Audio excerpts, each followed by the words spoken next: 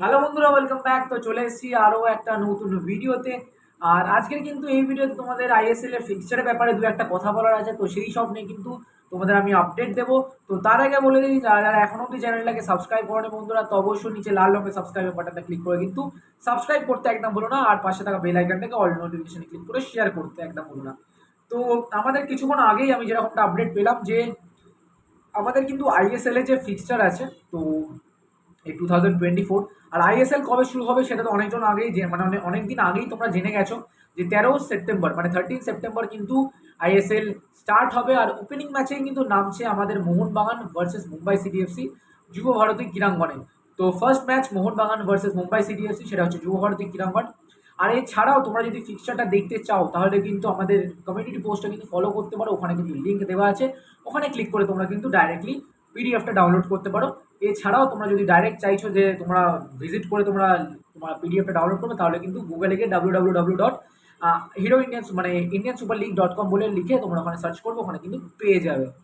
তো যাই হোক ভাই, সব থেকে একটা আশ্চর্য, মানে আশ্চর্য না ভাই, এটা তো হওয়ারই কথা ছিল জানি।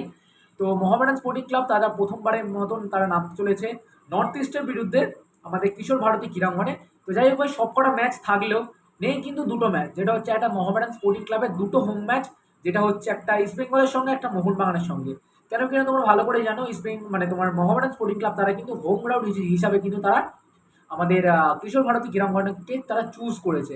আর কিশোর ভারতী ক্রীড়াঙ্গন কিন্তু মানে অনেকটাই ছোট জায়গা, আর মানে স্পেসটা কিন্তু অনেকটাই কম দর্শকদের জন্য। তো সুতরাং তাই জন্যই কিন্তু এখনো অবধি ফিক্সচারে তোমরা কিন্তু Mohammedan sporting club versus Mohun Bagan এবং ভার্সেস ইস্ট বেঙ্গলের যে হোমে ম্যাচটা আছে মানে মোহামেডানে, তো সেই শিডিউলটা কিন্তু তোমরা দেখতে পাবে না।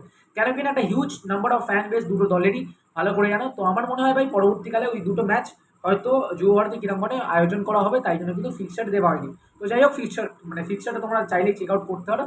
তো এই ছিল, বেশি বড় করবো না ভিডিওটাকে। আর এছাড়াও কিন্তু পরবর্তীকালে আলাদা আলাদা করে ভিডিও তোমাদের আমি দিয়ে দেবো, যে মোহনবাগানে কার সঙ্গে কবে কবে খেলা আছে, ইস্ট বেঙ্গলে কবে কার কার সঙ্গে খেলা আছে, এবং মোহামেডান স্পোর্টিং ক্লাব তার কার কার সঙ্গে কবে কবে খেলা আছে।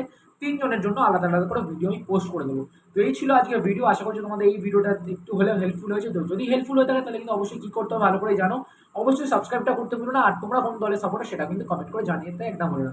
চলো বন্ধুরা, take care, tata, bye by.